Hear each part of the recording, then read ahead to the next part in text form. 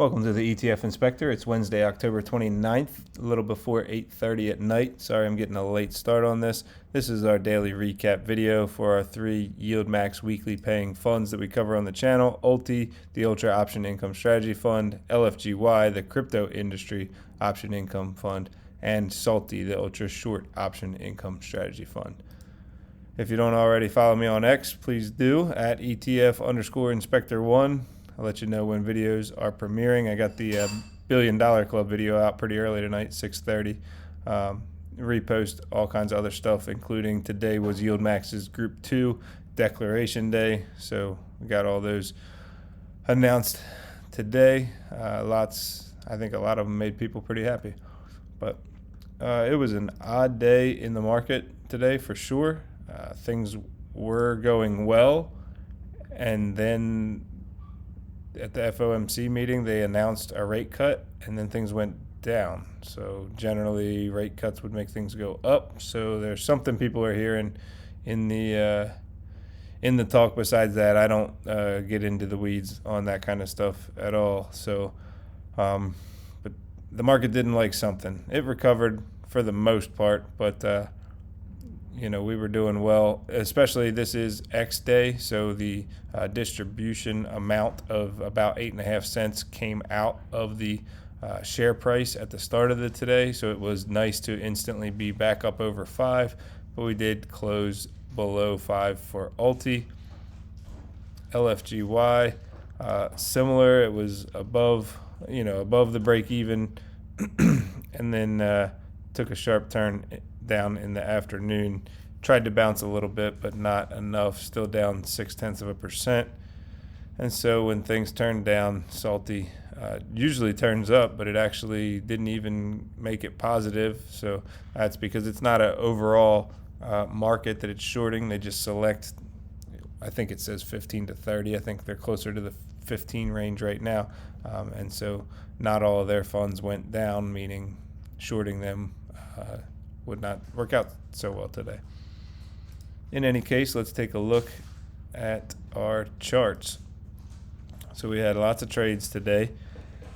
Starting off with ULTY, selling some shares of Hims and Hers, Palantir, more Palantir there, and Rigetti. This is all just call it taking profits. I don't know if it's necessarily profits on Hims and Hers, but trimming positions, we'll call it. So none of it was a complete removal of anything from the fund. And then we get into the options trade. They start off by just short selling some puts for Cipher Mining. They already have their collar strategy, so they sold some out of the money puts to help pay for help offset the cost of some of the downside protective puts. Then Coin just adjusted their puts, the sold puts and the long puts, still for this week. That cost $978,000. So what they're doing is they adjusted their strike prices up, so they're locking in higher. They're raising the floor, bringing their protection up along with the following coin. Hims and Hers, this is just a closeout of the options that were already in play to go along with the shares that got sold. Sorry, I'm backtracking. $512,000 credit on Cipher, almost $1 million debit on Coin, and a $45,000 debit on Hims and Hers. MP, this is just adjusting the strike on the short calls, still within the same week, bringing them closer to the money, bringing in $448,000. Palantir, we sold a bunch of shares, so we got to close out the options that go along with them. That cost $4.9 million. Rigetti Computing, same thing, closing out the options to go with the sold shares. That brought in a profit of $570,000 or credit. And Symbotic, similar to MP, just adjusting the strike on their short calls, still within the same week, bringing it closer to the money, or no, moving it up because the underlying blew through the sold strike price, so they had to move it up. That cost $5.7 million. So on the options trading side of things today, they spent $10 million. So they are getting pretty negative for the week. When we switch over and look at our holdings, Affirm was down 4.2%. They've got calls at 80 and 81 expiring Friday, 10 and 11.5% out. I don't think I'm going to keep on hitting on the short puts every day of the week, especially if they're not getting adjusted. Bitmine Immersion dropped 5.2%. Their calls at 53 are still 6.5% out. Cash is sitting negative $7.4 million. First American Government Obligation Funds $278 million. So it's, or what is it, 270-ish million total sitting on the sidelines. Cipher Mining down 1.8% today. Even with that drop, their 1850 calls are still well in the money by 5.5%, and their 2150 calls are out of the money by nearly 10%. Started doing something new. Rather than putting the orange tab just on the open space over here, I'm going to start putting it on the actual strike price. So when we're talking about them, we just know those are what's closed and rolled. So Coinbase was down 1.8% today. They've got calls sold at 362.50 and 375, just about 4 and 7.5% out. As you see, these long and short puts here at 280 and 310 have been closed and adjusted. CoreWeave up 3.8%. Unfortunately, of course, it's got to be one that's already in the money, so that doesn't help us a lot. 129s and 130s are 7 to 8% in the money. We already talked about government obligation funds. Next, we've got Galaxy Digital. It's a put spread. No shares are owned. So Galaxy keeps dropping, which means those sold puts at $40.50 keep getting further in trouble, 11.1%.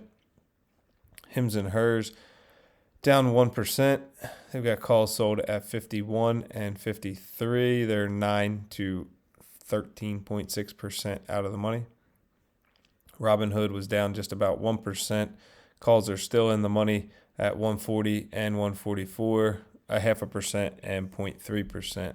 I believe these guys were already in the money on Monday. So even though it was looking ugly, just the fact that they are slowly dropping along with each day passing by, it's been good for them to be patient and not closing these out. Iron was down 3.2%, leaving their 60s still in the money by 0.7%, and they've got $67 calls that are 10.8% out. Lucid Internet Group down 0.5%, 1950 calls are 8.2% out of the money. Lululemon, here's another put spread with no shares, and with the price closing at 170 and 30 cents, their sold 180 puts are 5.7% in the money. MP Materials Corp was down an even 1%. Calls sold at 72 are just about 12% out, and their $74 calls, they closed them and rolled them closer. I believe 67 was the strike price. We just said 68. Missed it. Strategy down 3.26%. Calls sold at 295 and 300 expiring Friday are 7 to 9% out of the money. Palantir up 4.8%. Again, that stinks because they're already in the money or very close to it when the day started. So their calls at 187.50 and 190 are now 4.4 to 5.6% in the money. I believe they were getting pretty heavy. So how much? Actually, let's look at a couple of things. We had about 189 million in them before today started. They went up another 9 million in value, so about 198. Let's see if we got a better price than 198.81. Nope. So we sold a little before that, 197. All right, quantum computing up over 4%. This one's nice because our calls are still out of the money by 12+% on those 1750s. Obviously, the sold puts are in the clear as well. Rigetti up 6.3%. Another nice one where a large move upward. We were able to capture all of it because our calls are so far out of the money. 42.50s and 45s are 7.8 to 14+%. Let's see what they got for Rigetti. 39.41s where it closed. 38.76, so they missed about 70 cents. Rocket Lab up 3.7%. Calls are still out of the money by 2.7 to 3.5% at 68 and 68.50.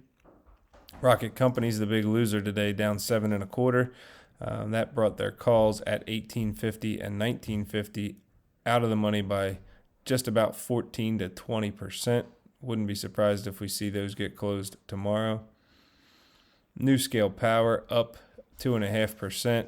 Again, both calls were already in the money when the day started and just went deeper.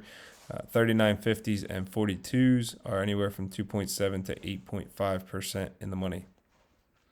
SoFi Technology, we just added these guys, I think 2 days ago. They were up yesterday. They're down today 2.4%. Calls are sold out till November 7th at 32. They're 3.5% out. SoundHound AI up about 2.5%. Calls at 19.50 are 7.4% out of the money. Symbotic was the big winner, up 13.3%. It did take our calls into the money, and they actually closed and rolled the 68s. The 70s are still in play at just about 10% in the money. Upstart, 3.8% drop resulted in their 55s and 56s being 12.8 to 14.8% out of the money. So all in all, it resulted in a roughly $17 million increase to the value of the shares within the fund. So that does make it a little odd that that the share price would drop with their overall values increasing within the fund. It's only going to be off a little bit, a penny or two, a couple pennies. It'll all come out in the wash. With that being said, our average first call is about 3.5% out of the money now, and our average second call is about 6.5%. So we do have some upward room, especially some more than others, for some recovery, some upward movement that we can capture without having to pay to close out the calls. At the start of the day, $2.6 billion in assets under management. We haven't seen a plus in a little while. People bought into the fund yesterday on announcement day. Maybe they liked that 8.5 cent announcement. So 200,000 new shares brings it up just over 532 million. NAV at the start of the day, 497, closing at 496. I did think I saw a little bit of green after hours. No, break even. All right, and that's all I've got for you for ULTY. Next, we'll get to LFGY. LFGY decided to make my prep work take forever because look at all this. This is all just today.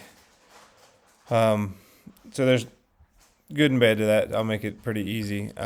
It looks like they're doing a lot of reallocating here.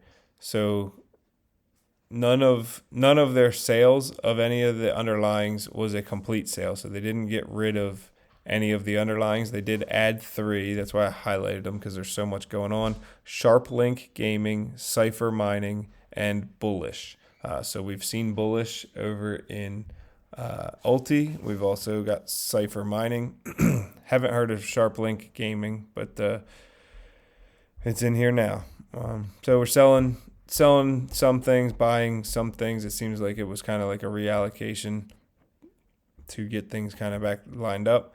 And now with the trades, there was actually no complete close and rolls. There was selling of the calls and call spreads on the new underlyings or the new shares that they purchased on the existing underlyings. And then there was closing out of the options if they sold shares, but none of them actually resulted in a complete close and roll. So we don't really have to run through all this. We just totaled it all up, and it was a 1.3, almost $1.4 million profit or credit on the options trading side of things. I don't total this into it because we bought shares of Circle Internet Group. That's not a $1.3 million loss, so I don't want to count that as gains or losses. I understand it's not a perfect system, but it's the one you get from me for free. So, all right, when we look at the holdings within the fund, BitMine Immersion was down 5.2%. They're the big loser today. It did bring their calls back out of the money. Their 52s are now 4.5% out. BitDeer was down 4.1%, and their calls are both still in the money at 22 and 23, anywhere from 0.5% to 4.8. Negative, sitting in the cash currently, 2.4 million in government obligation bonds. CleanSpark was down 1.3%. Their $18 calls are still pretty far in the money, 4.7%. Coinbase down 1.8%. Calls at 342.50 are still in the money by 1.75. I do want to say, like, this week, especially for LFGY, there was a lot that was pretty deep in the money early on in the week, and just kind of kudos to these guys for not panicking and closing them out, because we've had some down days where these have all dropped, and you would have paid a hefty price to close these out all for nothing if they're going to drop anyway. So not to say that they could have known things were going to drop, but they played this well so far, given the situation they were in.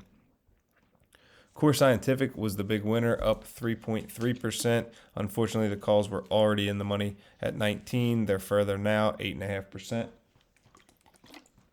Circle Internet Group dropped by 3.2%.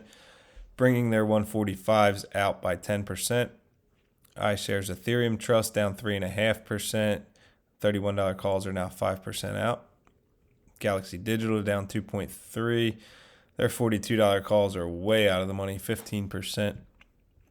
GameStop up a third, and of course they were already in the money. But these don't matter. I shouldn't say don't matter, but there's 100 contracts at $23. In the money by 1.6%. There's almost 2,500 contracts at 23.50. They are still out at 0.5%. So that's kind of, they're sitting at the Goldilocks. They're just right. They can expire there at the end of the week. Robinhood down almost 1%. 132 calls are still way in the money, 8.8%. HUD 8 Corp was up 3.3. Jeez, their 46.50s are deep in the money and going deeper. So I guess I should asterisk what I said earlier. So on some of them that were started in the money, they're going down and played well. On others that keep going up, it would have been good to close them out, but nobody's perfect. iBit, iShares Bitcoin Trust. So I think I misspoke on yesterday's video. I was saying that they bought deep in the money calls, but I didn't pick up on, it didn't show in the trade. So I picked up on it this morning when I was doing the downloads, that all of a sudden all the shares were gone for iBit, and it's all down here. So I believe this is more of swaps, and I am not at all familiar with swaps. So I don't know the deal on that, but basically we went from just iBit shares to almost no iBit shares now, and the equivalent money basically switched over to these iBit 1219 $10 calls. In any case, it dropped 2.7% today, so that's rough. Mara actually unchanged on the day, so $20 calls are almost 6% out. MBTX has the call credit spread selling the 265s, they're 1.3% out, and a put debit spread where they're buying the 255s for the end of the year, they're 2.4% out of the money. Mercado Libre was up 0.25%, but they're already in the money. Those 2235s are now 2.6% in the money. Strategy down 3.25%. 302.50 calls are almost 10% out. NU Holdings was up 1%, taking their $16 calls into the money by 0.5%. Nvidia up almost 3%. Bad and getting worse. They're now 9.4% in the money on those 187.50s. Opera down 3.4%. These don't expire until November 21st, but the $18 calls are 20% out of the money. PayPal down 4.5%. $74 calls are 6.2% out. Riot Platforms was up 2.85%, and they still got another 8% to go, so they're doing fine at 24. And finally, Block was down 4.5%, bringing their $81 calls to 5.8% out. So that's how we had a $1.6 million decrease in the value of the shares within the fund. Yep, I wanted to make sure I had that. At the start of the day, assets under management, $227 million. People actually sold out of the fund yesterday, which was surprising because they announced a nice distribution yesterday. But 525,000 shares dropped off the outstanding shares, bringing it down to 6,325,000. NAV at the start of the day, $35.91. Share price closing around $35.76. And our average call is now 1.7% out of the money. So all those in the monies are keeping things real close. So we could afford for a lot of these to go way up, like Galaxy, and then others we can't really afford for them to go up at all. But all right, finally we have SLTY. This is obviously abbreviated portion here. They started out by closing out some of their shorts on Advance, Carvana, and IonQ. And then options trading wise, they spent another $1,000 closing out Advance options. Align cost them $15,000 on a roll. AMD brought in $4,800. Carvana brought in $3,000. Enphase Energy cost them $73,000, almost $74,000. This one went up big, so if you're shorting them, you're in trouble. Wait a minute, am I getting things backwards? Oh, it went down big. What am I thinking of? SanDisk went up big. All right, so Enphase Energy went in the direction they're betting, but it went too far too fast, similar to in the other strategies. If you sold a call and then the stock took off, in this case, they sold a put and the stock tanked, so it went beyond that put. IonQ cost them $6,900, and Lemonade brought in $55,000. Overall, it was a $34,000 loss on the trading day, and share values increased by about $26,000 overall within the fund. We've already gone over the puts and their strikes throughout the week, so not going to do it again. 15% drop on Enphase made that the biggest loser, which actually helps in this fund because they short the shares. So if they go down, they're going to help the value. And we said SanDisk, that's new, just got added yesterday. That's some bad luck. So they put it on their list of stocks that they're betting against, shorting, and thinking they're going to go down. And the very next day, they jump by 16%. I think I might have to start buying whatever stock they add to SLTY because they're getting them backwards. But $20 million in assets under management for SLTY. People actually started buying into the fund yesterday, so maybe they're thinking we're heading for a bear market. 75,000 shares, bringing the outstanding shares to 550,000. NAV at the start of the day and the closing price pretty close to each other. All right, that's all I have for you.